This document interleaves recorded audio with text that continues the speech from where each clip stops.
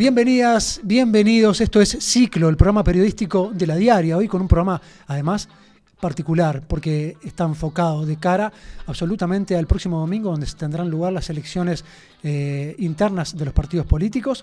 Y bueno, justamente por esa razón es que tendremos un programa planificado con muchísimas entrevistas y análisis que hacen un poco particular la misión de hoy. Estarán con nosotros, entre otros, y entre otras, Mariana Pomies, directora de Cifra, Eduardo Botinelli de Factum, para ver de qué manera han llevado esta campaña los diferentes partidos políticos.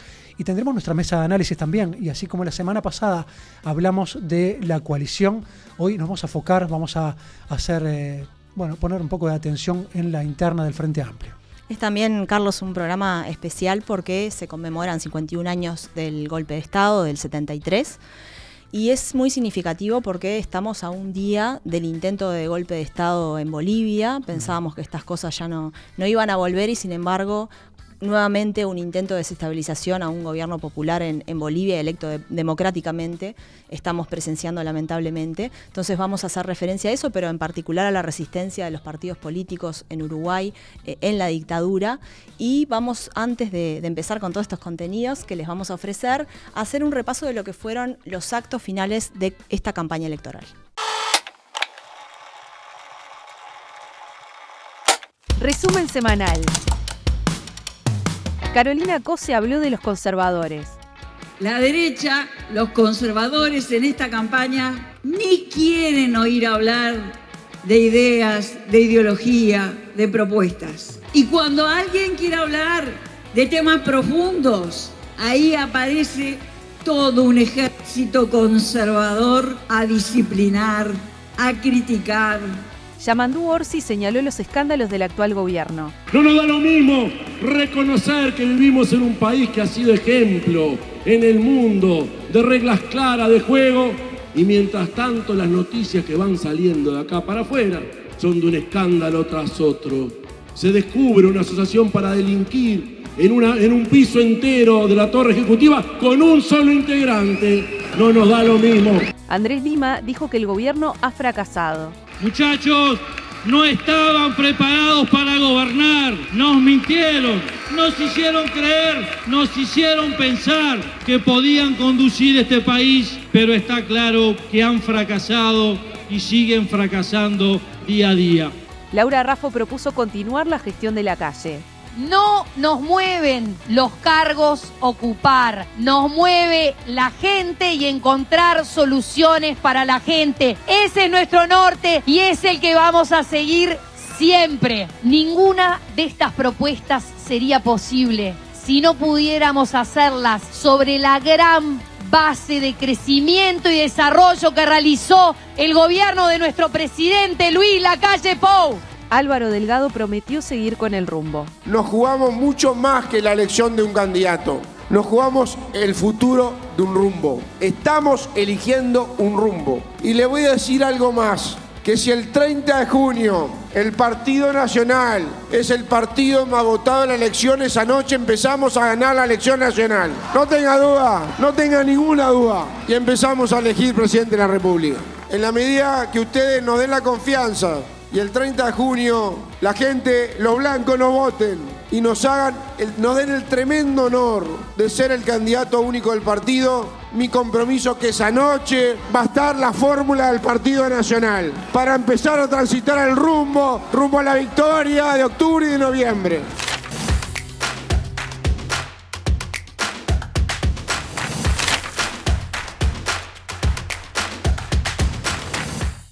En el tramo final, quedan muy poquitos días para las elecciones internas y esa es la razón por la que vamos a estar repasando el comportamiento de los diferentes partidos políticos de cara a la elección del próximo domingo. Por eso tenemos en nuestra mesa hoy a Mariana Pomies, la directora ejecutiva de Cifra, también a Eduardo Botinelli, director de Factum, para que nos acompañen en el análisis de los distintos elementos, características de cara al domingo. Mariana, Eduardo, gracias por acompañarnos. Vamos a arrancar por la interna del Frente Amplio y la pregunta es si creen que la interna es más competitiva en los últimos años que de lo que ha sido este proceso de elecciones internas de la transformación constitucional del 97 y la aplicación del 99. Bueno, en el caso del Frente Amplio sí, porque incluso la de Astori, que en su momento podía ser más competitiva, él el último tiempo había estado estuvo enfermo, entonces había una diferencia significativa importante. Creo que en esta, si bien sigue habiendo una diferencia grande, se especula más sobre la posibilidad de que el segundo pueda estar más cerca. Entonces eso ha generado capaz que otro interés. De hecho, la última había sido bastante despareja, y la de Tabaré Vázquez y Constanza Moreira también. Entonces creo que sí. ¿Y están de acuerdo con esa tesis que se maneja en los comandos de campaña y también dentro de las propias encuestadoras, de que si hay menos gente que vaya a votar el domingo, eso favorece a Orsi, y si hay más gente que vaya a votar el domingo, eso favorece a Orsi, y si hay menos gente, favorece a Cose? Sí, en términos generales sí. Todo depende de qué datos se tomen. Si nosotros tomamos la participación en la interna del 2021 de autoridades del Frente Amplio, en realidad la relación entre las listas que apoyan a Orsi hoy y las listas que apoyan a Cose hoy, hay una relación de 5-4, digamos, ¿no? Entonces, sería que el núcleo más duro en realidad mantiene más o menos una ventaja a favor de Orsi. El tema es un segundo grado, que es el de la participación no activa militante del Frente Amplio, pero que sí es cercana al Frente Amplio, que se moviliza por otras causas, ¿no? Por ejemplo, si pensamos en que haya una concurrencia distinta en términos proporcionales de un voto joven o de un voto femenino, ahí puede activarse también más competitivo a favor de Cose. Es decir, no solamente la cuestión militante partidaria, sino ya hay otros perfiles sociales que pueden estar jugando. Lo otro es que efectivamente, cuanto más gente vaya a votar, sí, hay claramente una distancia que va favoreciendo a Orsi, porque va generando más adhesiones de ese público más lejano a la estructura. Pero eso, digamos, es poco esperable que haya una masiva votación en la interna del Frente Amplio. Por los condicionantes, por el frío, por las vacaciones de julio, por la Copa América, ¿esos son los no estimulantes de la votación? Creo que hay un conjunto de cosas, o sea, está eso sí, sin dudas, que conspira contra una participación masiva. También es que la oferta electoral no está siendo atractiva en términos generales de todos los partidos, pero el Frente Amplio ya lo tuvo similar, digamos, en 2019. Pero estaban todavía activas las figuras históricas que convocaban como Frente Amplio, y aún así tuvo su peor votación en la interna, ¿no? Es decir, creo que hay un proceso también de renovación de nombres, de figuras y liderazgos que no colabora, digamos, en esa cuestión de generar sentimiento de pertenencia y de participación. ¿Hay perfiles de votantes recién decía Eduardo, más mujeres, jóvenes? ¿Hay perfiles de votantes de Cose y Orsi que ustedes puedan delimitar? Sí, han ido variando. A ver, hay un mito, por ejemplo, de que Orsi vota mucho mejor en el interior que Carolina Cose. Nosotros vemos que sí, está un poco mejor, pero no es tan significativo como, por ejemplo, Canelones. Canelones es el que hace la diferencia. En Montevideo también Orsi está un poco por encima de Carolina Cose, pero donde le saca la gran ventaja a Carolina Cose es Canelones. No es que Orsi vota bien en todo el interior y Carolina Cose vota mal y vota bien en Montevideo. No es así. Son bastante parejos, tanto en Montevideo como en el resto del interior, pero Canelones, entonces el público canario es bastante más orcista que el resto de los públicos, y ahí es donde Carolina Cose pierde ventaja. Carolina Cose tiene un poquito más de público joven y Yamandu Orsi tiene un poquito más de público veterano, no quiero decir esa palabra, de edad media hacia arriba. Como nosotros, digamos. No, mucho mayor. También Orsi tiene un público un poco más educado que Carolina Cose. A ver, ¿alguna otra diferencia? ¿Coinciden ahí los perfiles, Eduardo, en el caso de Facu? Sí, los perfiles son bastante claros, en que están complementándose perfiles en el electorado, sí. ¿Cómo evalúan el comportamiento de los distintos candidatos según la estrategia manejada desde el principio de la campaña, ¿no? Que es algo que nos interesa ver en este momento? ¿De qué manera han hecho el recorrido, ¿no? ¿Cuál es su impronta manifiesta? ¿Algo los ha sorprendido de lo que plantearon al comienzo y lo que vienen planteando hasta el final?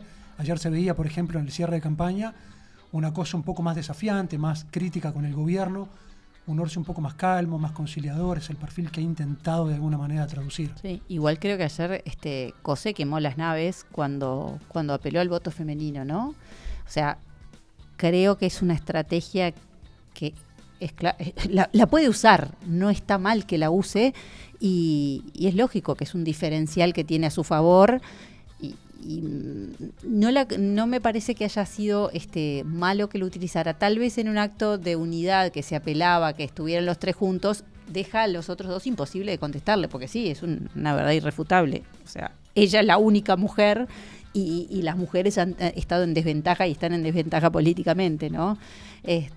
Yo pensé que lo iba a usar antes y hubiera sido muy legítimo, porque está bien que apele hizo a mención eso. a esta vinculación, por ejemplo, con la presidenta electa de México. Ella en el momento en que se eligió esa presidenta, ella hizo mención a que había tenido un vínculo con ella, se habían encontrado, qué importancia. Y es legítimo, me parece legítimo. Claro, en un acto que supuestamente era de unidad, deja a los otros dos teniendo que buscar otros argumentos y sin poder contestar ese, ¿no?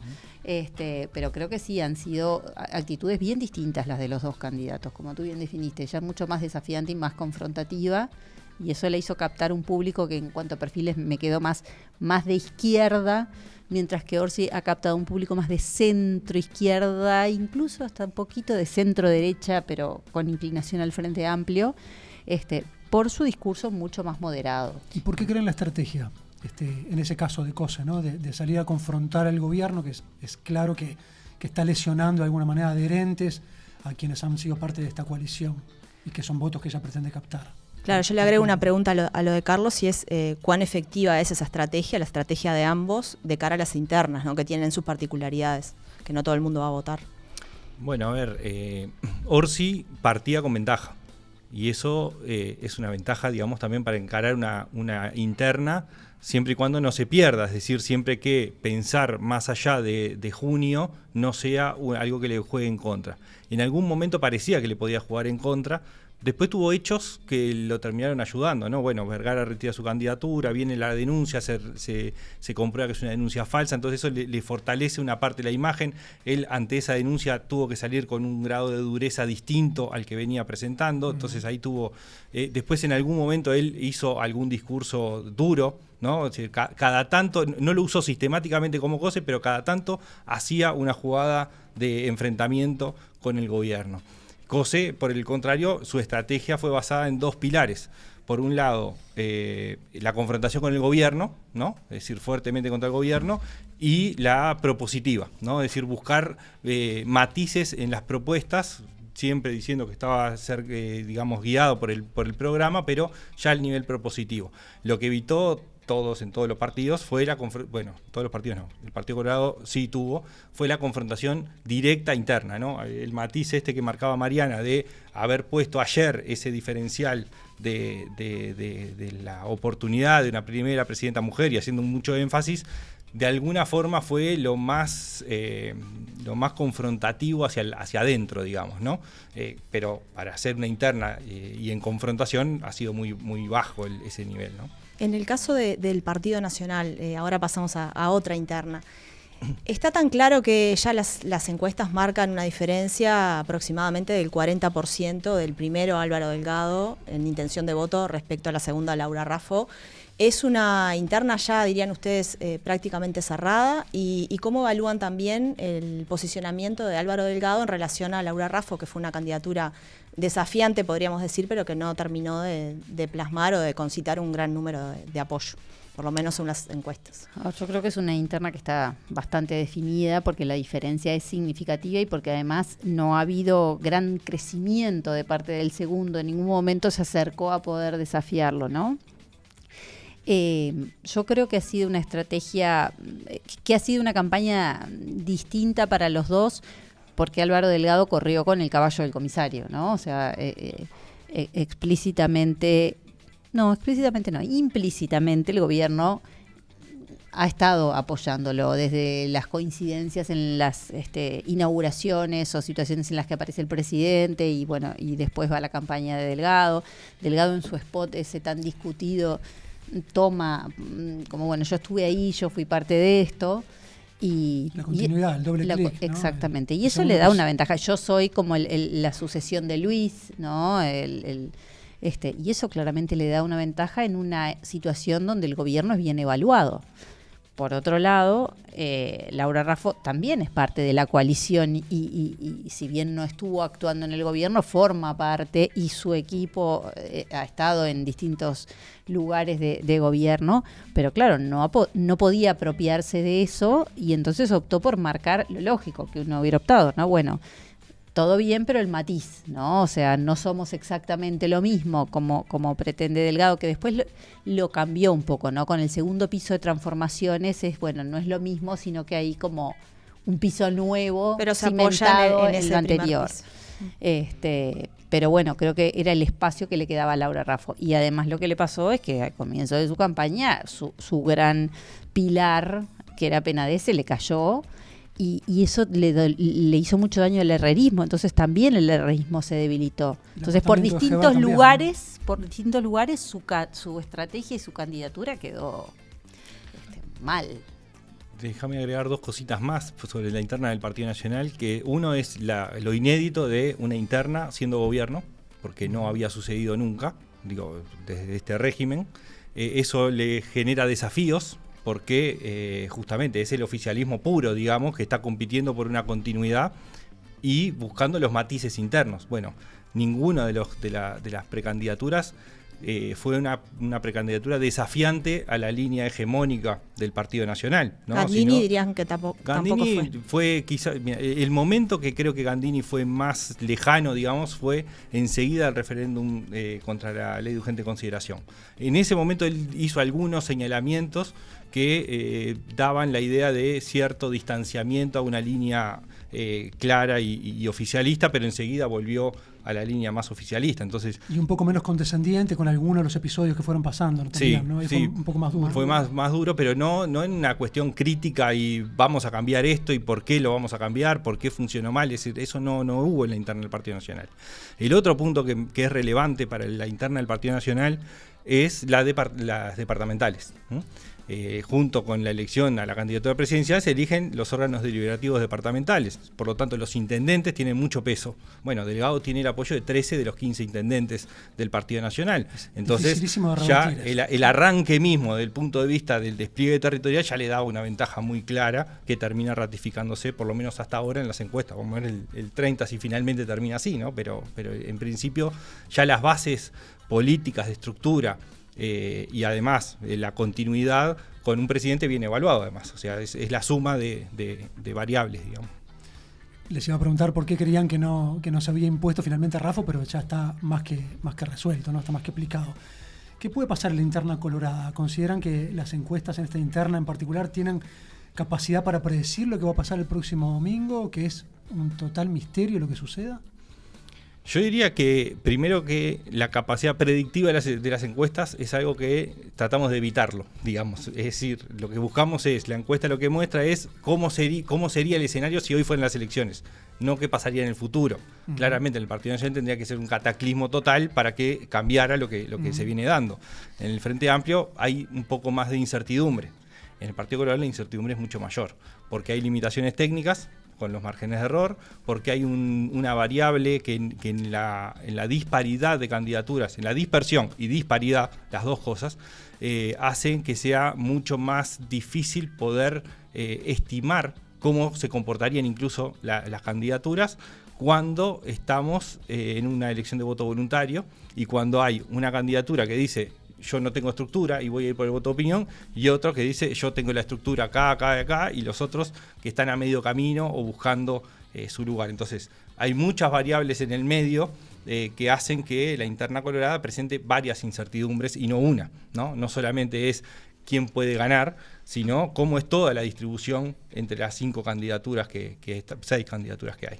Voy a tomar un poco lo que decías, Eduardo, de esa disparidad, de que Ojeda planteando que en realidad lo que quiere es invertir dinero, lo ha dicho en algunas entrevistas, invertir dinero en publicidad, porque el voto se gana ahí, y la gente, por ejemplo, por poner un ejemplo del comando de Robert Silva, que apuesta fuertemente al despliegue territorial y a una forma de hacer campaña que es más tradicional del Uruguay. Ustedes, con el conocimiento que tienen, dirían que ¿Cuál estrategia hoy en día en Uruguay consideran ustedes que es más efectiva a la hora de captar votos? ¿Es tan así como que los despliegues territoriales y las estructuras en territorio son realmente definitorias o no tanto ya? A ver, cada uno está desarrollando la estrategia que puede. Claramente Ojeda no tiene estructura y tiene recursos. Entonces está priorizando la estrategia que haga énfasis en eso. Los otros no tienen recursos, porque además es un partido con muy baja intención de voto, entonces es muy difícil captar recursos económicos, y lo que tienen son estructuras.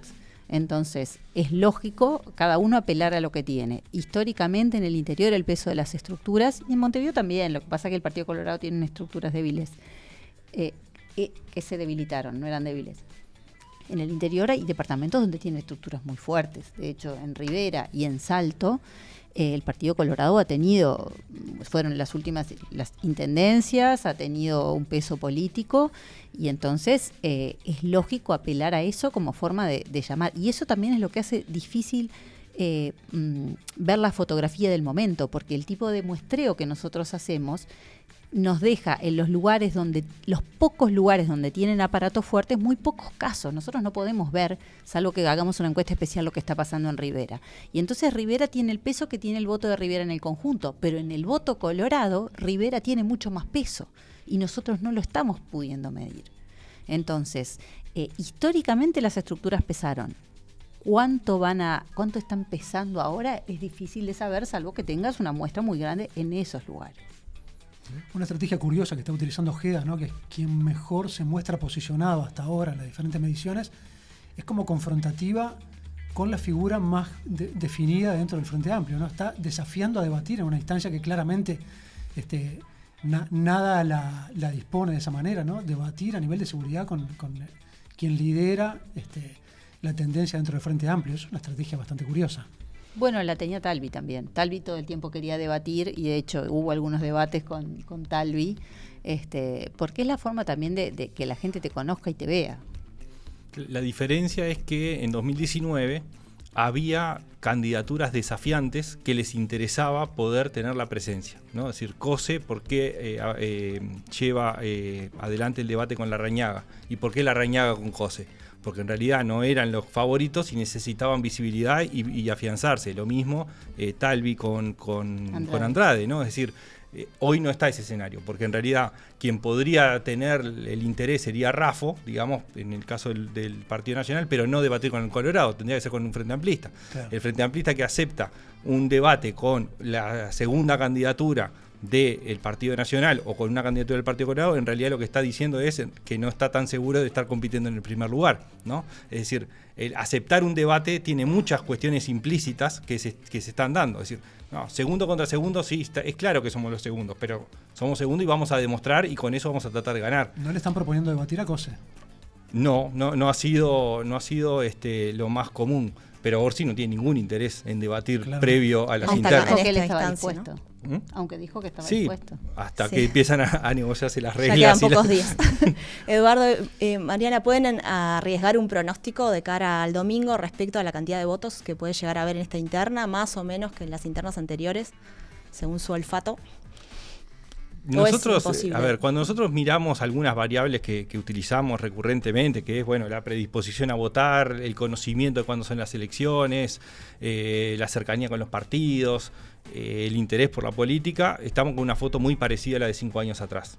O sea, 255.000 personas fueron las que para votaron en el frente. Yo digo en el total de votantes. Esa es una foto parecida. Sin embargo, hay otras variables fuera de las encuestas que nos dan la idea de que en realidad hay menos motivaciones en términos generales para ir a votar. Lo que es distinto es cómo puede cambiar la proporción de participación en los distintos partidos.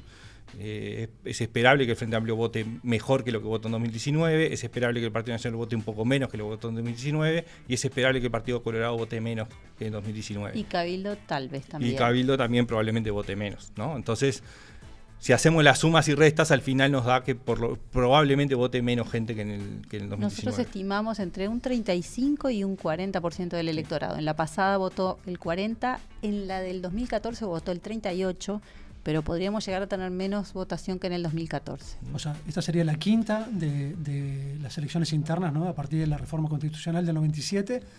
venían un declive, franco descenso, hasta las pasadas, donde hubo un pequeño repunte. Es la sexta. Esta es la sexta. La primera votó el 52. 54. 54. 53, 54. Después ya empezó a bajar.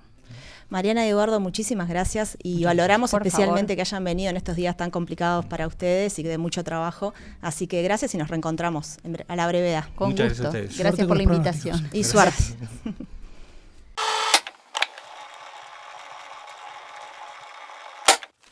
Estamos muy sobrecargados de información de la campaña en estos últimos días, pero la campaña arrancó ya hace muchísimo tiempo. De hecho, podemos marcar que los primeros movimientos públicos tienen lugar allá por el 2022. Sí, en Ciclo intentamos ayudar a ordenar un poco todos estos hechos que se fueron sucediendo. Hicimos un resumen de los principales momentos de la campaña electoral, candidatos que se bajaron de sus candidaturas, las presentaciones de las candidaturas, los programas, los plebiscitos y todo lo que nos dejó esta campaña.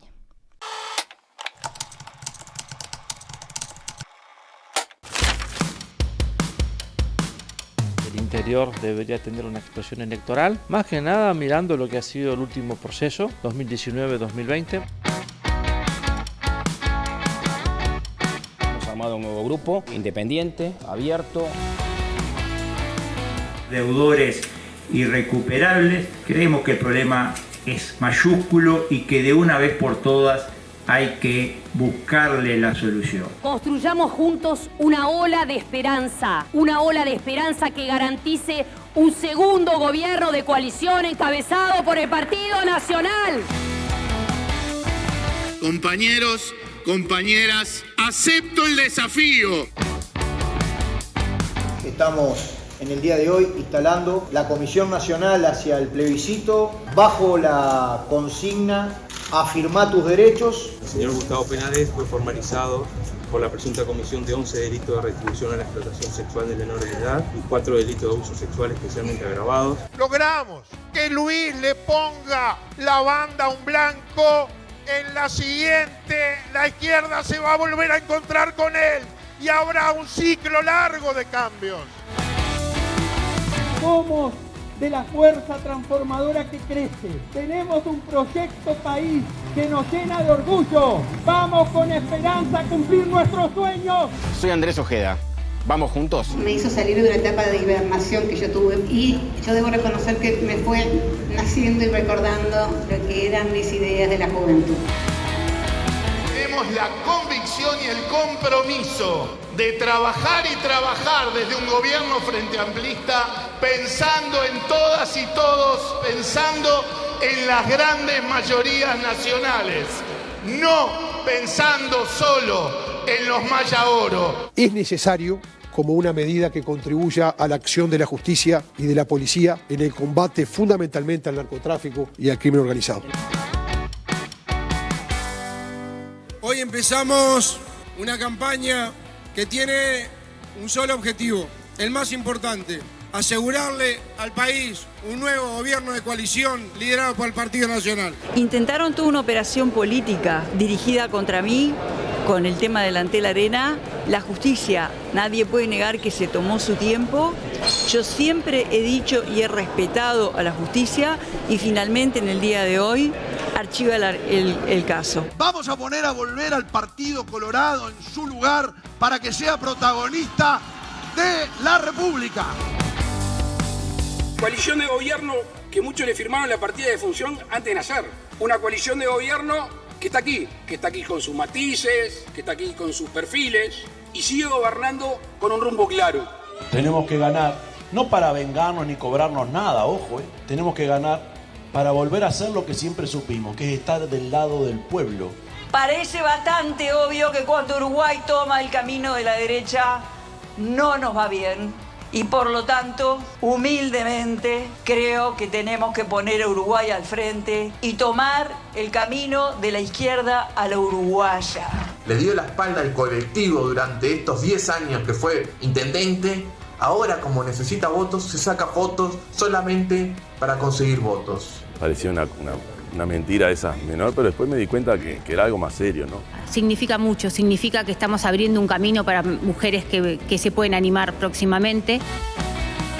Hemos resuelto apelar Esa decisión del Senado deberá ser sometida a plebiscito en la próxima elección. Hemos decidido dar un paso al costado en cuanto a nuestra precandidatura. Un acuerdo con un descenso de mi candidatura a la presidencia del partido. Un acuerdo pensando en que esto es dinámico. Este acuerdo tiene fundamentos que obviamente se inician con compartir esos objetivos. Vamos a estar entregando al día de hoy en el Parlamento Nacional a las propias manos de la Vicepresidenta de la República para que el Parlamento instrumente la llegada de estas firmas a la Corte Electoral la enormidad de 430.023 firmas. En este momento solo hay una opción, y con el respeto que me merecen los otros precandidatos del Partido Nacional, he decidido apoyar el camino de Álvaro Delgado para que sea el futuro presidente de nuestro país. Están ensuciando a alguien o diciendo a alguien que hizo tal cosa cuando no lo hizo. La verdad que quería influir un poco en la interna del Frente Amplio. Les cuento que los demás partidos de la coalición tampoco están involucrados. Les cuento que la interna del Frente no puede ser tan salvaje de estar involucrada en este tema. Yo no creo que el sistema político esté involucrado en este tema. Los tres componentes que nos animaron: participación, generar información y evidencia y generar políticas diferenciales. Esto es mi contrato con los uruguayos. Nos garantiza un país de equilibrio donde no nos asfixien ni nos condicionen los extremos.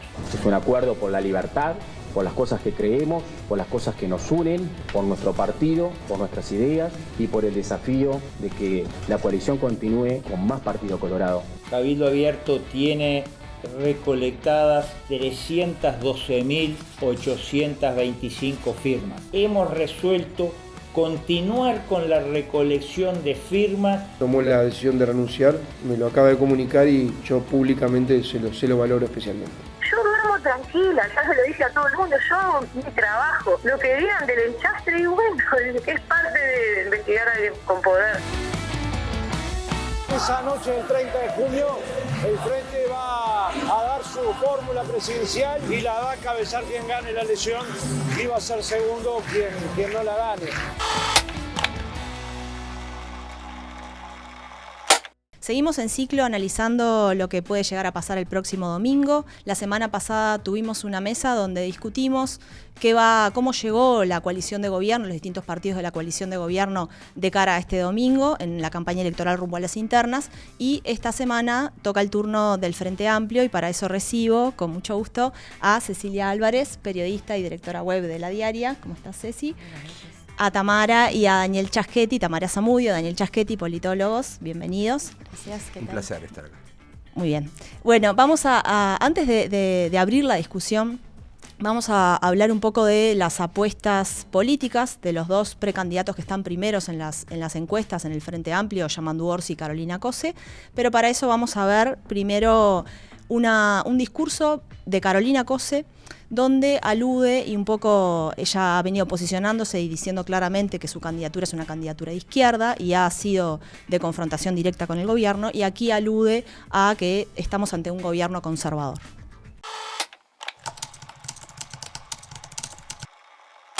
No hay sonrisa ni selfie que pueda disimular lo conservador que es este gobierno.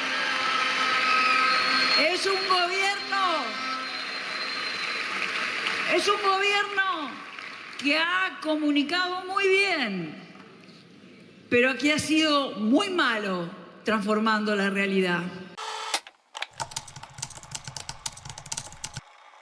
En el caso de Yamandu Orsi, ha apelado y se presenta su precandidatura como su diferencial principal, el hecho de poder captar votos extra Frente Amplio. Y en una ocasión, Yamandu Orsi habló de la importancia de no pescar dentro de la pecera. Si alguien se plantea que voy a transitar este proceso haciendo planteos atractivos, maravillosos para seguir pescando en la pecera y de repente sacar una ventaja inmediata en contiendas que son de corto plazo, no cuenten conmigo. En función un poco de estos discursos de los precandidatos, de cómo se han venido posicionando en estos meses de rumbo a las elecciones internas, ¿cómo ven estas apuestas políticas, su efectividad y qué puede llegar a pasar también el domingo? Bueno, arranco. Yo creo que es una cuestión de distintas estrategias que han marcado. Entiendo que Carolina Cose tomó el ciclo electoral por mojones y está enfocando, digamos, ahora su discurso y su estrategia a las elecciones internas, el primer mojón que tiene y que en el punto de partida arrancaba con desventaja, ¿no? Entonces era el primer mojón que tenía que remontar para poder sobrevivir, digamos, después en el periodo. Entonces, bueno, ella le habla al votante frente amplista, que es el que va a participar, que, bueno, es un 40% del total de los votantes, y que también a su vez coincide con lo que son las bases de los sectores que apoyan su precandidatura. En cambio, entiendo que Yamandu Orsi, e incluso él lo ha dicho, mantiene la posibilidad de tener como un solo discurso. Él dice, bueno, el FA solo no gana con sus votos, ¿no? Con los votos del 2019, tiene que volver a pedir el voto que no tuvo en el 2019 y mantiene, digamos, desde el vamos el discurso de el FA tiene que ampliar su caudal de votantes, apelando al votante no frente amplista, que no pareciera que fuera capaz que el que más vaya a participar en esta instancia, pero le asegura a él la posibilidad de no tener que cambiar de discurso, que de repente es algo que después con Carolina Cose se podría llegar a ver a lo largo de la campaña.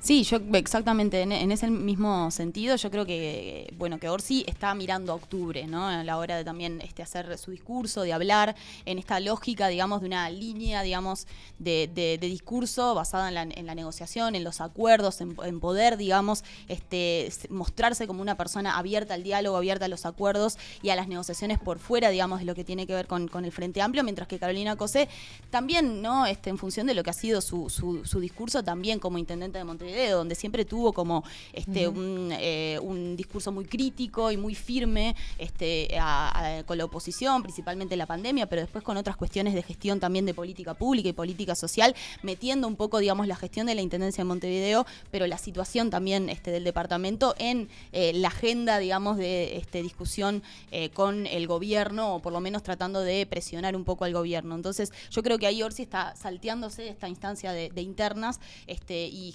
construyendo un discurso que se siga siendo sólido a lo largo de los meses, pensando en octubre.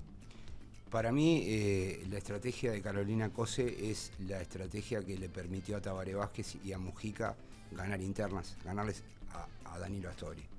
Es decir, Tabaré Vázquez lo hizo en el año 99 y Mujica lo hizo en el 2009, un discurso dirigido como dijo Cecilia, al Frente Amplista promedio. Hay que recordar que en las últimas 2 elecciones solamente participó 1 de cada 4 votantes de octubre en la interna de junio, en el caso del Frente Amplio, o sea, la participación es muy baja. Y como se dijo en la mesa anterior, el votante que va a votar en junio, en pleno invierno, es el que está más cerca de los partidos, el más interesado en política, el que tiene convicciones muy claras, mayor nivel educativo incluso. Entonces me parece que Carolina Cose enfocó en ese votante y el discurso está construido pensando en ese votante. Me parece eso le sale bien porque ajusta bastante bien, me parece muy bien lo que dijo Tamara, con cómo ella gobernó, cómo ella se ha movido como presidenta ante él, como ministra de Industria, como senadora y también como intendenta. Es consistente, digamos. Ahora, me parece que Orsi está haciendo lo mismo, entonces estamos ante 2 candidatos, digamos, consistentes y que se están mostrando como son. Entonces, acá le atribuyo mucha relevancia a la personalidad. Para mí Orsi es un MPP atípico. Lo comparo con cualquiera de su generación y no encuentro un parangón. ¿Por qué decís que y porque lo veo, como decía Tamara, mucho más moderado, mucho más negociador. Igual el MPP ha tenido un proceso también. Sí, que es cierto, pero mirá que yo no lo estoy comparando con la vieja guardia, lo estoy comparando con la nueva generación y yo veo a la nueva generación mucho más, mucho más dura con el gobierno, mucho más radical en muchos planteos, si bien no es el radicalismo de la vieja guardia.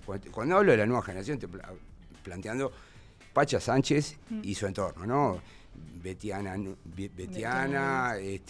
Cayani, Sí, un discurso Valdomir. más ideologizado, más ideológico. Digamos, Sí, es como, pero me parece que Orsi es atípico en ese sentido, y yo creo que en realidad la bajada de Mario Vergara obedece a que la propia personalidad de Orsi, la forma de hacer política de Orsi, el discurso de Orsi lo terminó desbordando y ocupando el espacio que naturalmente el sereñismo, el astorismo había ocupado. Entonces me parece que lo que tenemos es como un movimiento de Orsi hacia el centro, y bueno, veremos en las urnas cuál es el espacio más grande, ¿no? Si el de más de izquierda, como sucedía con Tabaré o con Mujica contra Astori, o si en este caso es el espacio más moderado. Esa es otra discusión, ¿no?, que está planteada, y de hecho lo plantea el propio oficialismo, que quiere señalar que el hecho de que haya dos precandidatos frente amplistas, los dos con mayores chances, que uno responda o sea apoyado mayoritariamente por el Partido Comunista y también por el Partido Socialista, como es el caso de Cose,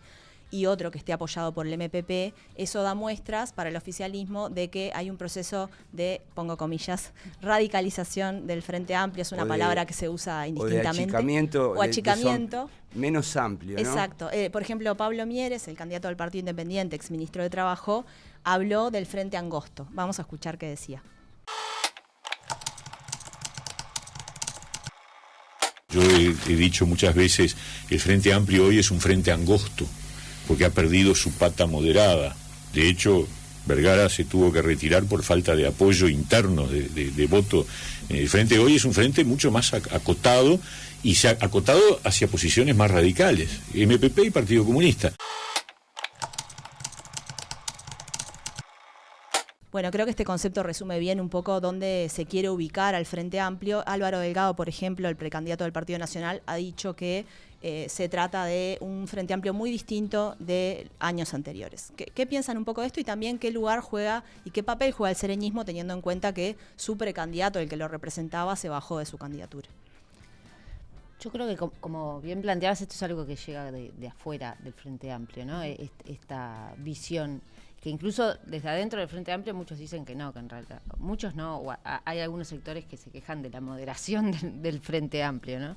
Y en realidad uno lo que puede ver es que el MPP, que es el sector mayoritario, no es el mismo que hace 10 años atrás, ni 15 ni 20, ¿no? El paso por el gobierno, creo que en general a todo el Frente Amplio lo modificó, digamos, en sus bases estratégicas. Totalmente. Y no es el mismo, claramente, como así tampoco son los mismos otros sectores del Frente Amplio. El PS, por ejemplo, que bueno, el MPP y el PS fueron durante muchos años los dos sectores mayoritarios, hoy por hoy tampoco es el mismo, ¿no? Que hoy está con la candidatura de Cose. Y parece raro cuando se menciona la radicalidad, porque los dos precandidatos, por ejemplo, han dicho que en equilibrios macroeconómicos no va a haber duda que va de suyo. Los dos reciben el legado del astorismo, digamos, en relación a la política económica. Sí, pero hay un punto, perdóname que te interrumpa, sí. Hay un punto que es la reforma de la Constitución para el tema de la seguridad social, que ahí hay un corte. Orsi la ha rechazado y Carolina Cose no ha emitido opinión, y todos sus apoyos... No la ha aceptado tampoco, no la ha apoyado. No la ha apoyado, es obvio que no la apoya, porque si la apoyara ya lo hubiera dicho. Sí. Pero lo que ocurre es que sus principales apoyos, que son el Partido Comunista y el Partido Socialista, lo apoyan.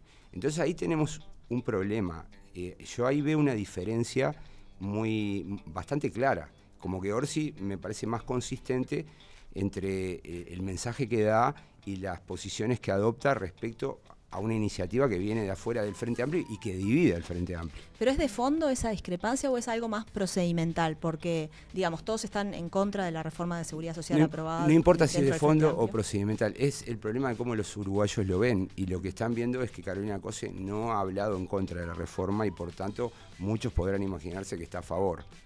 Entonces ahí hay una diferencia. Digo esto porque en realidad no son iguales, yo los veo distintos. Por más que es cierto que el Frente Amplio se ha moderado y que bueno, y que hoy incluso es un partido más grande que hace 5 años, su intención de voto ha aumentado, pero creo que hay diferencias entre las dos alas, ¿no? Y que cada candidato representa formas distintas de ver el país, al propio partido, ¿no?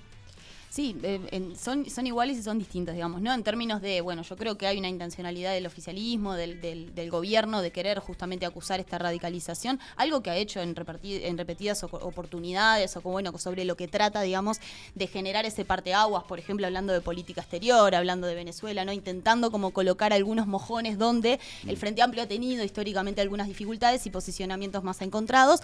Hoy creo que hay una estrategia muy clara en que eso no forme parte de la agenda, creo que ahí hay un trabajo de la propia orgánica del partido en no generar o no mostrar, digamos, explícitamente, digamos, esas diferencias que pueden existir. De todas formas, creo que esa impronta, como decía Daniel, está marcada y existen algunas diferencias en las improntas de cada uno, en algunos posicionamientos y también en algunas figuras que acompañan algunas de las líneas estratégicas de cada una de las precandidaturas, ¿no? Donde hay diferencias, si se quiere, en los apoyos y por lo tanto en la mirada, digamos, que puede existir sobre una base común, que es la que, digamos, hay acuerdo y sobre la cual plantean y hablan los precandidatos, que tiene que ver con las bases programáticas del Frente Amplio, ¿no? Entonces, yo creo que hay una base, digamos, de cuestiones que son similares, pero sin dudas hay diferencias y se encuentran marcadas cuando empezamos a profundizar algunos debates o discursos sobre algunas cuestiones políticas. Está claro que hay una diferencia de perfiles, son precandidatos con perfiles muy distintos,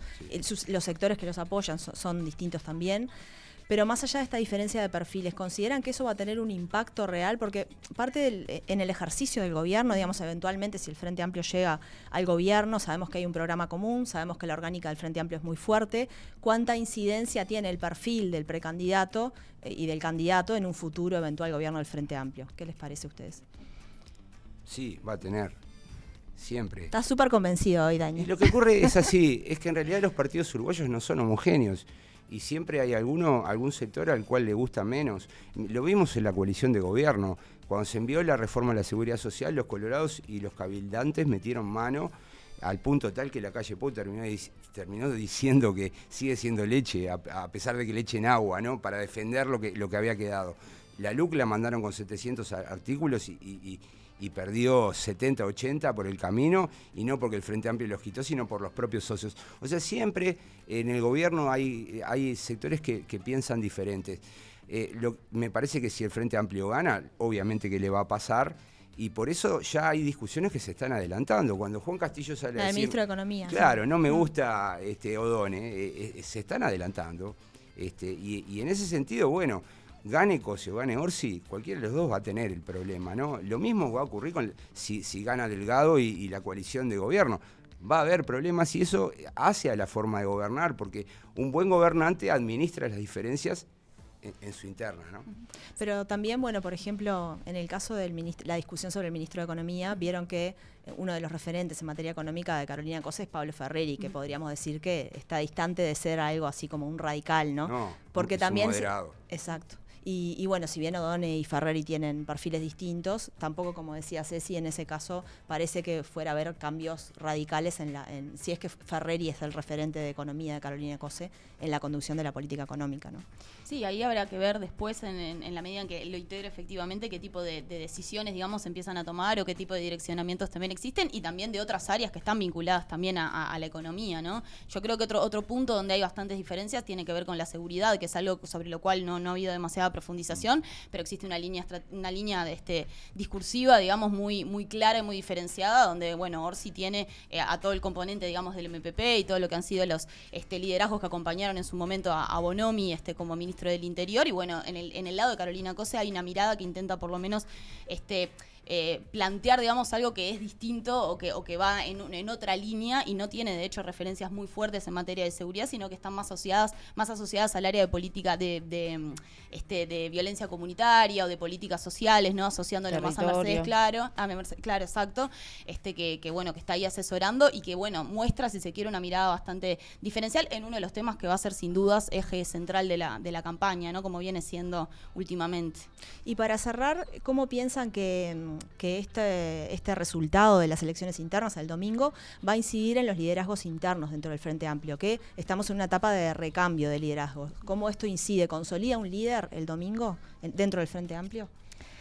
Yo creo que esta es una elección interesante desde esa perspectiva, porque claramente no están en primera línea los 3 líderes históricos del Frente Amplio, y los 2 precandidatos con mayor intención de voto hasta el momento es gente que ya la conocemos, ¿no? Ya se vienen preparando hace tiempo. Orsi, me acuerdo, cuando asumió en la Intendencia de Canelones, inauguró su bandera, la bandera de Canelones, con los colores de la bandera nacional. Y bueno, Cose ya tuvo su intento en el 2019. Están pensando hace tiempo en esto. Pasa que, por lo menos lo que dicen los dirigentes es que una cosa son precandidaturas y otra cosa son liderazgos, ¿no? Sí. Yo creo que puede ser interesante ver qué pasa en este momento el domingo con la votación del FA, con la movilización que se logre, pero del salto de la candidatura al liderazgo me parece que falta ver cómo ocurren los manejos de los sectores, los manejos de las alianzas. Es una oportunidad para ellos, para Cose, para Orsi. Pero en realidad, en principio, ninguno es líder. Digamos, bueno, Cose es líder de la Amplia, que es su grupo. Pero los partidos uruguayos no tienen un jefe, como pasa en Europa, ¿no? El PSOE o la Democracia Cristiana Alemana. Son partidos fraccionalizados, entonces hay que mirar las fracciones. ¿Quién es el jefe del MPP? ¿Es Orsi o es Sánchez? Para mí es Sánchez. Probablemente Orsi pueda ganar la elección y puede ser presidente, pero eso no quiere decir que se quede con el grupo. Son procesos un poco más complejos, ¿no? Lo otro es que fíjate que los 3 candidatos del Frente Amplio son intendentes, ¿no? Nunca había ocurrido, ¿no? No hay senadores, que el Senado es como un lugar, un semillero de candidatos presidenciales, porque son personas que tienen como un seniority, una trayectoria, y además conocen de muchas políticas públicas. Están viniendo como que de abajo. Y eso me indica que, bueno, que en realidad no va a ser tan simple para ninguno de los 3 establecerse como líderes, por lo menos en el sentido de los líderes históricos del Frente Amplio, ¿no? Sereñi, luego Astori, Mujica y Vázquez, ¿no? Esto es como los desafíos. Y ya lo vimos la elección pasada. En la elección pasada compitieron 4. ¿Quiénes mantuvieron liderazgo? Podría decirse Andrade en el Partido Comunista y Mario Vergara en el serenismo, pero ninguno de los 2 está compitiendo, o sea que no fue tan simple. Por tanto, yo dejo abierta la pregunta y me parece que no está en juego el liderazgo, sino que está en juego la candidatura. El liderazgo va por otro lado. Muchas gracias, Daniel, Tamara y Cecilia, y bueno, veremos qué pasa el domingo. Nos reencontramos pronto.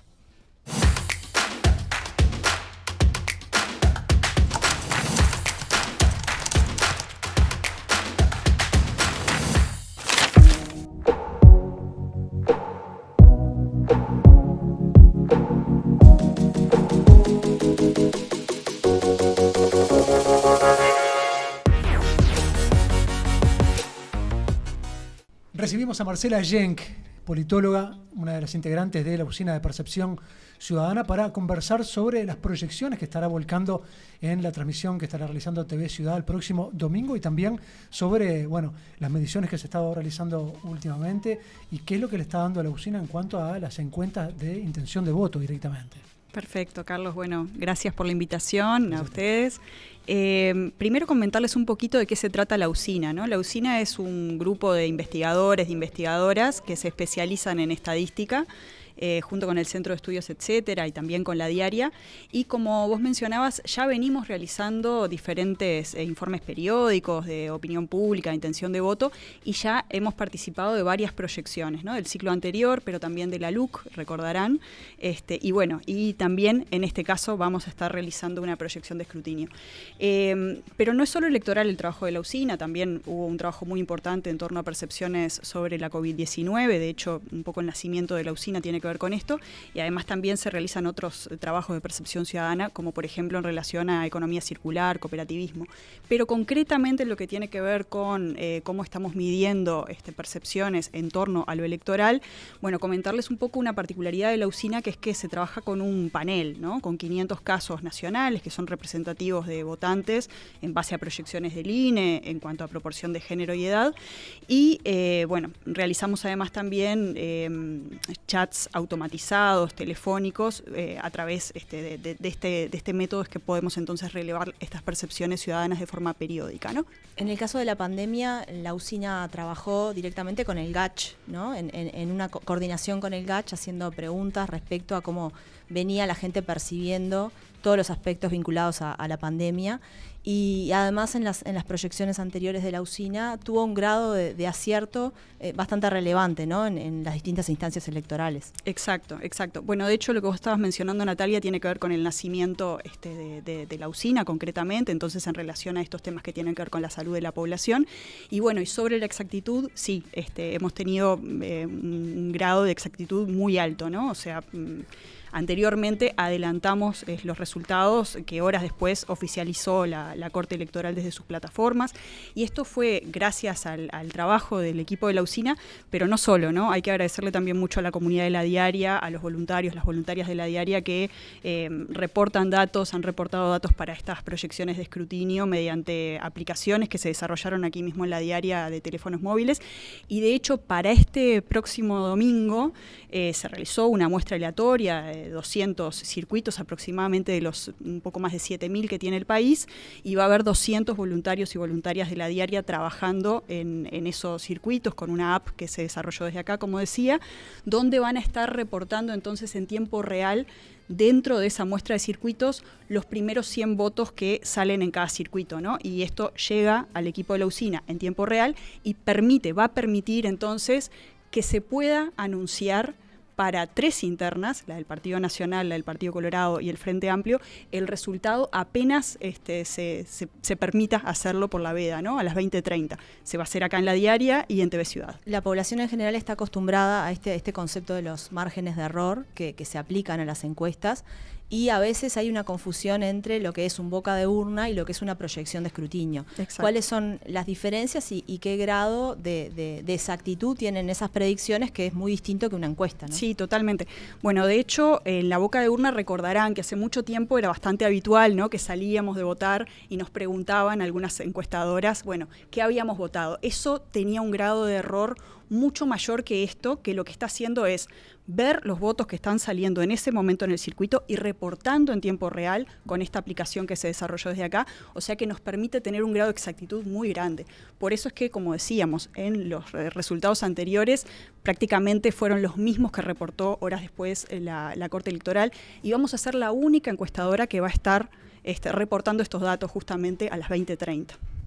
Y ahora, bueno, hablemos un poco de los números que le están dando a la usina. Estamos hoy en el último día antes de la veda electoral, así que hasta hoy podemos difundir estos datos de intención de voto. ¿Hay sorpresas? Bueno, no diría que hay sorpresas, pero tenemos algunos escenarios para transmitirles. Esta es una encuesta que se hizo entre el 21 y el 25 de junio, o sea, bien fresquitos los datos. Y como ustedes saben, y ya lo vienen conversando en el programa, bueno, hay un problema, ¿no?, con respecto a las internas y con respecto a las encuestas que podemos hacer, que las internas son de las pocas instancias de participación electoral que tenemos voluntaria, ¿no?, en nuestro país, donde por lo general lo que tenemos son elecciones obligatorias, ¿no? Y en ese sentido, entonces, las preferencias de las personas que van a votar no son necesariamente iguales a las preferencias del total de la ciudadanía. Entonces, este es un tema que es un problema, ¿no? ¿Cómo estimamos, entonces, quién va a votar, ¿no? Y en ese sentido tenemos 2 opciones. Una es preguntar directamente a las personas si van a ir a votar, pero ¿cuál es el problema con esto? El sesgo de la deseabilidad social. Más gente nos dice que va a votar que la que efectivamente va a concurrir a votar, ¿no? Y el otro tema que tenemos acá, una segunda opción, es afinar los diagnósticos sobre quiénes realmente van a ir a votar en base a una serie de preguntas y una construcción de modelos estadísticos, ¿no? Pero en síntesis les diría que las estimaciones en elecciones internas tienen mayores grados de dificultad que las elecciones obligatorias, y en este caso entonces les vamos a reportar, y ya vamos a poder ver en pantalla seguramente los gráficos, sobre los 2 partidos con mayor intención de voto, el Partido Nacional y el Frente Amplio, y qué es lo que estamos viendo allí. Decías recién, Carlos, si tenemos sorpresas, no tenemos sorpresas. Bueno, vamos primero al Partido Nacional, si les parece. Y en ese caso, lo que estamos viendo allí en pantalla es una una preponderancia del candidato nacionalista Álvaro Delgado. Eso es algo que ya lo estábamos viendo, ¿no? O sea, hay un panorama de clara ventaja en este sentido para Álvaro Delgado sobre sus competidores. Y en este caso además triplican esas preferencias a las de Laura Raffo, quien está en segundo lugar, y bueno, y luego vendrían los demás candidatos, ¿no? Esta es una ventaja que se mantiene estable, no tenemos sorpresas en ese sentido, y además no varían estos resultados significativamente si analizamos la subpoblación dentro del Partido Nacional, que es la que dice que efectivamente va a concurrir a votar, ¿no? Incluso se han ampliado las ventajas a lo largo del tiempo, ¿no? De Delgado Exacto. con Raffo. Sí, sí. Ahí también estamos viendo un comparativo donde sí, tenemos una oscilación, pero siempre estamos hablando, y esta última medición nos lo dice, estamos hablando de un 69% de personas que están diciendo dentro del Partido Nacional que eligen a Álvaro Delgado, ¿no? Entonces realmente es una distancia muy grande, estamos hablando de una distancia de 50 puntos con respecto a su competidora más cercana, ¿no? ¿Y el Frente Amplio? Vamos al Frente Amplio. Bueno, en el Frente Amplio tenemos un escenario distinto, ¿no? De hecho, les traemos dos escenarios en este sentido.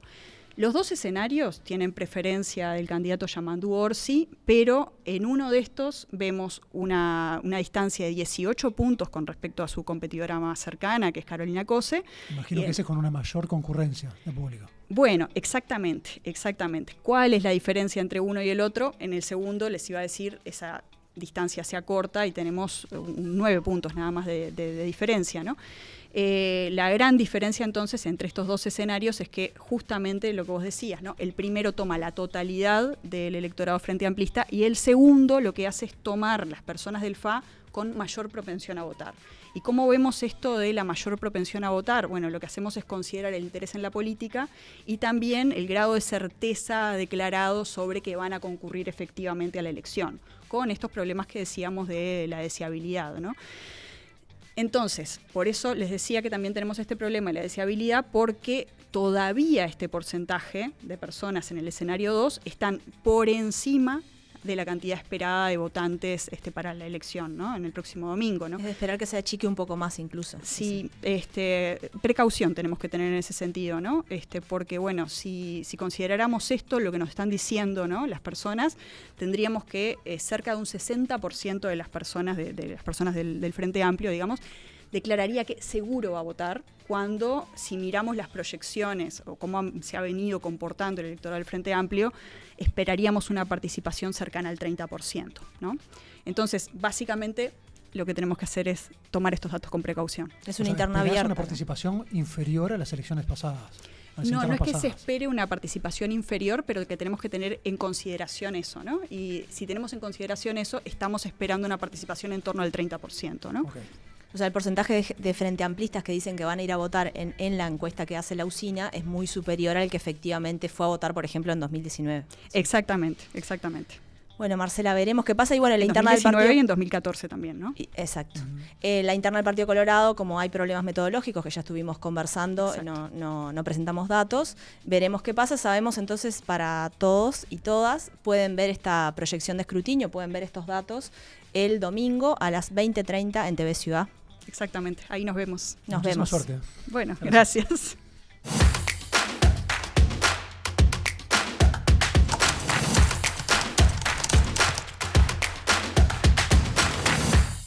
Hace 51 años, un 27 de junio, pero de 1973, el presidente Juan María Bordaberry y las Fuerzas Armadas daban un golpe de Estado y disolvían el Parlamento.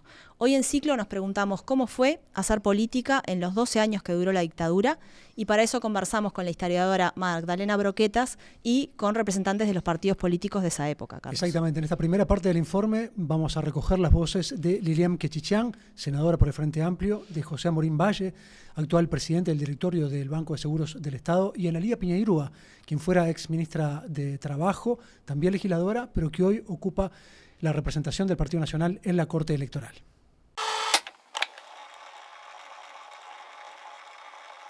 Lo primero que habría que decir es que la actividad de los partidos estuvo prohibida en la mayor parte de la dictadura, ¿no? Casi hasta el final. Y que también hubo partidos que fueron más perseguidos que otros, partidos que tuvieron algún tipo de vínculo y otros que fueron directamente sacados de escena, ¿no? Eso es lo primero que habría que decir.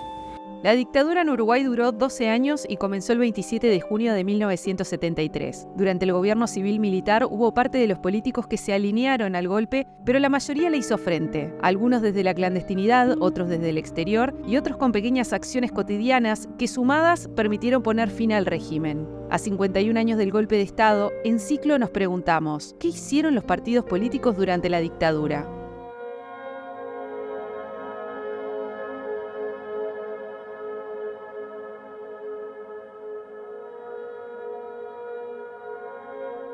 En el momento del golpe, 27 de junio de 1973, hay un decreto que suspende la actividad política. Es decir, los partidos políticos quedan suspendidos, queda prohibida la actuación pública de los partidos, ¿no? Y de hecho, Bordaberry, que en ese acto se transforma en presidente de facto, va a plantear que los partidos van a transitar una fase de renovación, de revisión, refiriéndose a los llamados partidos tradicionales, ¿no? El Partido Colorado y el Partido Nacional. Recordemos que es una dictadura civil-militar y que esto que identificamos con el sector civil, el polo civil, estaba integrado no por personas que actuaban a título de los partidos, pero en su gran mayoría por políticos que venían de una militancia y de una integración a estos partidos. Hay un segundo decreto en el 73, que es el de noviembre, 28 de noviembre del 73, que es un decreto que está pensado exclusivamente para los partidos de izquierda, que los ilegaliza. Esta diferencia es importante, porque al estar ilegalizados se van a cerrar sus locales, se va a confiscar sus bienes, se va a perseguir a sus dirigentes, a sus militantes, se les va a poder imputar asociación para delinquir en el marco de la llamada justicia militar. Entonces, lo que va a ocurrir a partir del decreto de noviembre del 73 es que se van a ir desmantelando distintas agrupaciones y organizaciones. Nosotros teníamos muy claro desde siempre que si había un golpe de Estado iba a haber ocupación de los lugares, de los puestos de trabajo. Y eso fue una directiva que la teníamos clara todos los frente amplistas y en particular nosotros, los miembros del partido y de la UJC. Así que las primeras horas fueron de instrumentar los trabajadores, los lugares de sus fábricas, de sus lugares de trabajo, los funcionarios públicos, los estudiantes, las diversas facultades, los vinculados a los partidos de izquierda. Yo puedo hablar por mi vínculo con la Unión de Juventudes Comunistas. Desde el primer minuto tuvimos la directiva de que no debíamos darle ni un minuto de tregua a la dictadura y que cada uno debía pasar a cumplir las tareas que las direcciones departamentales, locales y nacionales definían para cada uno de nosotros. Yo creo que en las primeras semanas todo el mundo veía que esto no iba a terminar de un día para el otro y se miraba qué pasaba en el mundo y cómo miraba el mundo Uruguay. En Argentina todavía no había un golpe de Estado, se venía. En Chile fue poquito después. La región estaba totalmente complicada. Enseguida fueron prácticamente todos los dirigentes fueron proscriptos. De todas maneras, las reuniones de ahí en más empezaron a suceder en la clandestinidad. Todo era clandestino, todo era escondidas. Siempre midiendo un poco hasta dónde iban a llegar en esa prohibición, ¿no? Pero a medida que transcurría el tiempo nos íbamos dando cuenta que aquello venía duro. Y siempre en la clandestinidad, siempre planificando cosas, los más jóvenes, las pintadas, las volanteadas, pero siempre acompañados por algún adulto que organizaba un poco esas acciones. Y eso fueron más o menos las primeras acciones que hubieron en los primeros meses.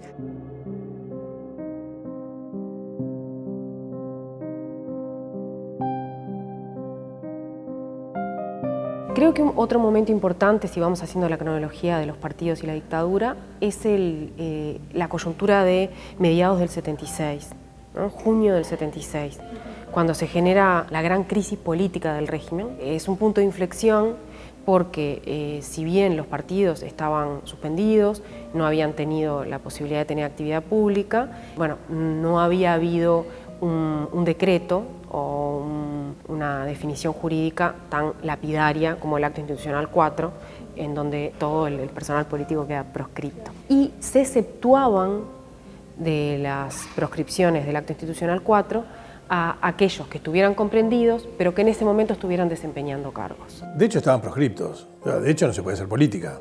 Pero aquí dijeron, eligieron a estos, a todos los que estuvieron en la lista, a todos aquellos, y los proscribieron a todos. O sea, era el momento quizás más fuerte de la dictadura. Y la proscripción fue un dolor enorme para todos, porque bueno, cada vez se iban cercenando más derechos, ¿no? Es decir, nosotros sentíamos que todas nuestras libertades estaban cercenadas, pero bueno, cuando los referentes, los líderes también pasaban a estar proscriptos, y era como una señal más de que cada vez había menos libertad. Y empezábamos a tomar conciencia de que no sabíamos hasta cuándo iba a durar eso. Porque al principio todos creímos que era una cosa de meses, de días, y no, ya estábamos en el 76, y se profundizaba cada vez más las medidas. Nosotros sobrevivimos, mantuvimos esa estructura propagandística gracias al heroísmo de muchos compañeros, de muchos no, de pocos, porque eran pocos los que conocían eso, pero sí que sabemos que fueron detenidos, que fueron torturados, y que el objetivo de saber dónde estaba la imprenta que hacía liberarse era un objetivo, y los compañeros no hablaron. Entonces ese fue un compromiso para nosotros, y bueno, y estuvimos personalmente nosotros, mi compañero y yo, todos esos años apoyando la resistencia, distribuyendo, imprimiendo y distribuyendo el liberarse. En el transcurso de la dictadura lo que va a haber son posibilidades de actuar a nivel más clandestino, ¿no? Por parte de la izquierda, desde luego, que va a denunciar, que se va a movilizar, que va a captar nuevos militantes, que va a tratar de sacar prensa, que va a hacer manifestaciones relámpago porque no van a estar permitidas las manifestaciones. Y también dentro de los sectores opositores del Partido Nacional, ¿no? Va a haber estos esfuerzos. Los Frente Amplistas tenían 1000 formas de reunirse de manera que obviamente no se descubriera, porque todo era perseguido. Hubo mucha acción de solidaridad con los familiares de los presos políticos, hubo muchos compañeros y compañeras, mujeres presas políticas, algunas con sus hijos en situaciones económicas muy difíciles, por lo tanto hubo toda una organización. Una imagen muy fuerte por lo simbólico de la misma, que le conocí a partir de uno de los funcionarios que estaba trabajando en el Palacio Legislativo, y que se conoció, además, se difundió en un spot que armó el año pasado el Parlamento Nacional en ocasión de los 50 años del golpe de Estado, es que a las semanas de haberse dado la disolución de las cámaras, los militares generan como si hubiesen tapiado la Cámara de Senadores, o sea, pusieron toda una estructura de maderas ocultando absolutamente la bancada, o sea, erradicando la representatividad, ¿no? Lo que la imagen simbólica refiere, ¿no? Una imagen que me quedó tremendo, impactante. Tremendo. Está claro que no todo el sistema político resistió a la dictadura, hubo colaboracionistas, ¿no? De todos los intendentes que había en ese momento, solamente uno renunció a su cargo, el resto quedó, pero hubo una gran también resistencia de los partidos políticos, ni que hablar de los trabajadores a través de la CNT, la huelga general. El Frente Amplio fue el que puso los mayores costos en vidas humanas, en exiliados, eso está claro, en presos políticos,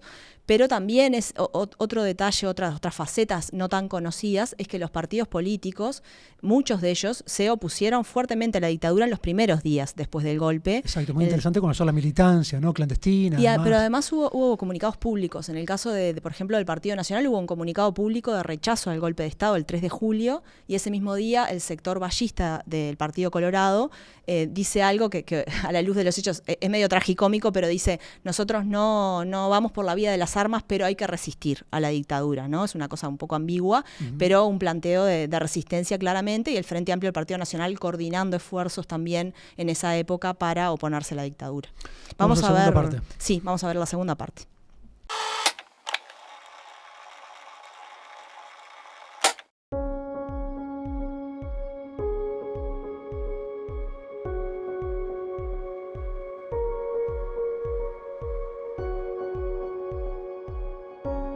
El golpe más fuerte, más interesante y que yo creo que fue histórico, creo que todavía el Uruguay no se da cuenta de la importancia que tuvo ese episodio, fue el plebiscito para la reforma constitucional de 1980.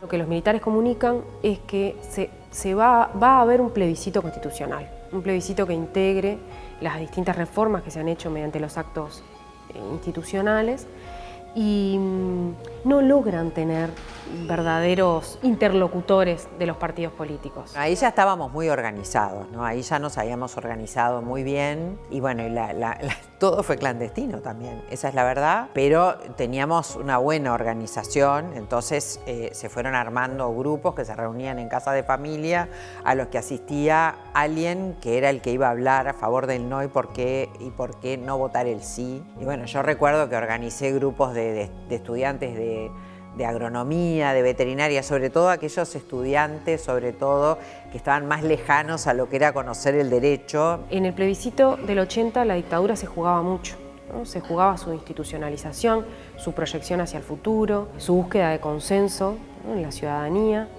Y es un plebiscito que, incluso en este contexto de autoritarismo, de miedo, de privación de libertades, la dictadura pierde.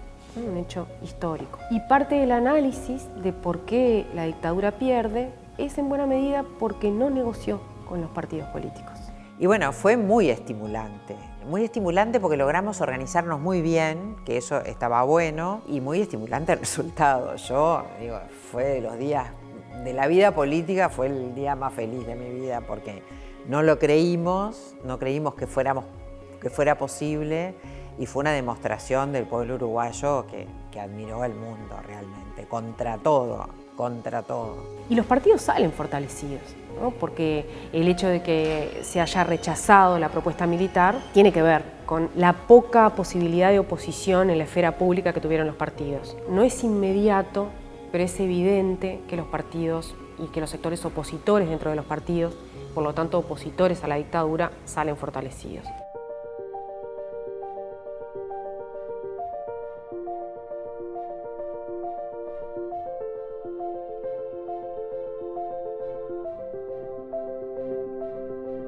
A partir del 81 hay una reorganización fuerte de los partidos, hay un renacer de la sociedad civil, sobre todo a través de los movimientos sociales, ¿no? Y hay un mojón en este camino que es el de las elecciones internas de noviembre del 82.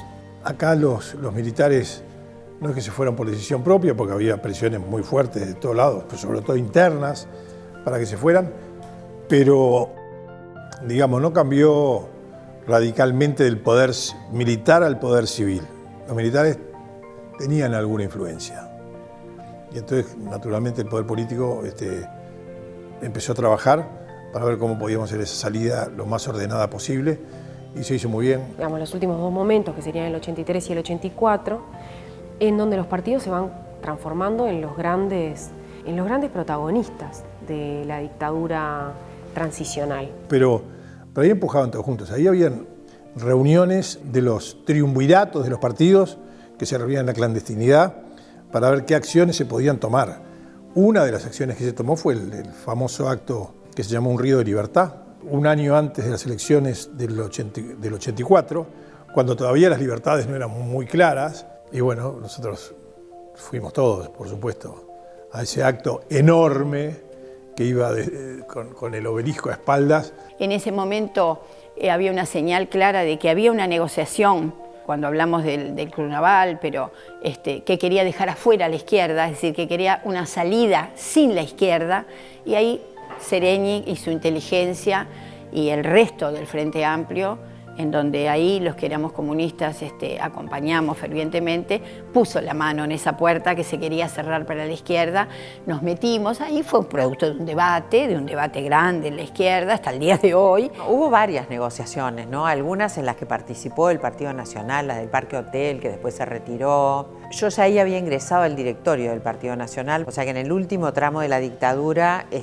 era miembro del directorio del Partido Nacional.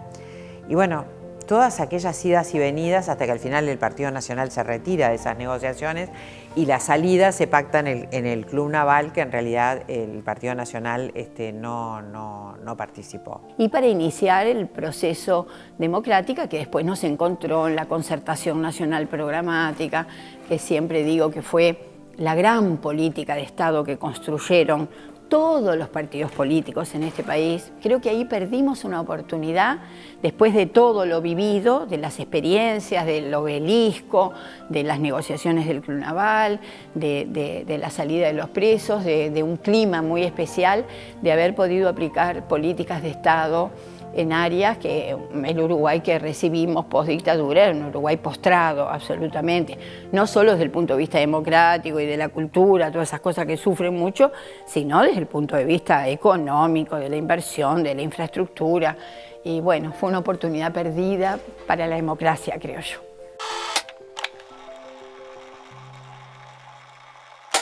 Bueno, Carlos, lo que nos muestra un poco este informe que acabamos de ver es el rol que jugaron también los partidos políticos en la resistencia a la dictadura, y donde ahí no había tantas diferencias como quizás vemos ahora. Había un objetivo común que era dar la batalla contra la dictadura, y la importancia también estamos a pocos días de las elecciones internas, de los partidos políticos como proyectos colectivos de transformación. Absolutamente. ¿No? Independientemente de la ideología que cada uno tenga, son proyectos colectivos de transformación social en un momento de mucho individualismo. Entonces, a mí me gustaría hacer un llamado, una convocatoria a la población a votar en estas elecciones internas. Es una forma de darle respaldo a los partidos políticos también. Y también de cuidar las instituciones, ¿no? O sea, creo que es fundamental, y en una fecha como la de hoy, además, ser conscientes de todo eso, creo que le hace muy bien al sistema democrático. Sin duda. Cerramos ciclo en el día de hoy. Queremos contarles que los vamos a estar esperando el próximo lunes a partir de las 20 horas, porque vamos a hacer una modificación a nuestra emisión habitual. Los esperamos el lunes con todo el análisis y la información ya posteriormente a estas elecciones internas del próximo domingo. Así que, como siempre, por nuestro canal de YouTube y también por los más de 100 canales de televisión abierta de la red del interior. Vamos a tener presencia de integrantes de la usina, y también vamos a estar debatiendo, ni que hablar, sobre los resultados de estas elecciones internas, así que los esperamos el lunes. Y recuerden también que este programa es posible, Ciclo es posible, gracias al apoyo de los suscriptores y suscriptoras de La Diaria. Así que bueno, los invitamos a ingresar a nuestro sitio en internet, al sitio de La Diaria, y poder apoyar este proyecto. Nos vemos el lunes entonces, Carlos. El lunes a las 20, los esperamos. Muchas gracias.